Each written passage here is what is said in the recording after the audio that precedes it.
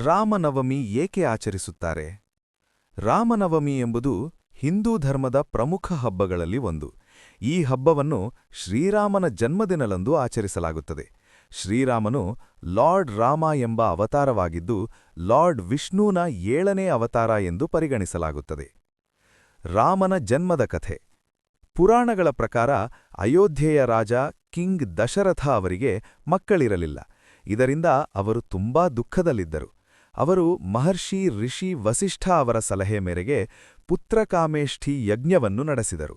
ಯಜ್ಞದ ಫಲವಾಗಿ ದೇವರು ಅವರಿಗೆ ಪಾಯಸವನ್ನು ಕೊಟ್ಟರು. ಅದನ್ನು ಅವರ 3 ಪತ್ನಿಯರಾದ ಕ್ವೀನ್ ಕೌಸಲ್ಯ, ಕ್ವೀನ್ ಕೈಕೇಯಿ ಮತ್ತು ಕ್ವೀನ್ ಸುಮಿತ್ರಾ ಅವರಿಗೆ ಹಂಚಲಾಯಿತು.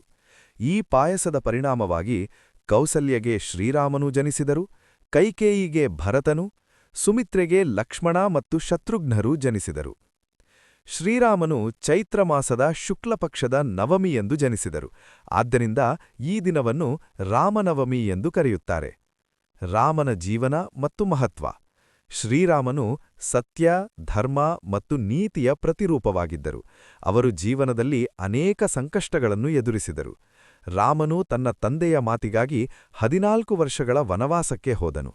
ತನ್ನ ಪತ್ನಿ ಸೀತಾ ಅವರನ್ನು ರಾವಣನು ಅಪಹರಿಸಿದಾಗ ಅವರನ್ನು ರಕ್ಷಿಸಲು ಯುದ್ಧ ಮಾಡಿದನು.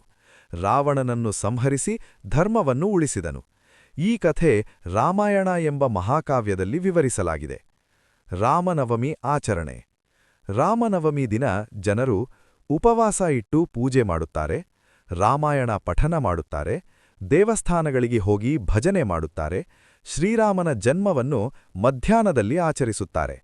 ಈ ದಿನ ಧರ್ಮ, ಸತ್ಯ ಮತ್ತು ಶಾಂತಿಯ ಸಂದೇಶವನ್ನು ನೀಡುತ್ತದೆ. ಸಾರಾಂಶ. ರಾಮನವಮಿ ಹಬ್ಬವು ನಮಗೆ ಶ್ರೀರಾಮನ ಆದರ್ಶ ಜೀವನವನ್ನು ನೆನಪಿಸುತ್ತದೆ.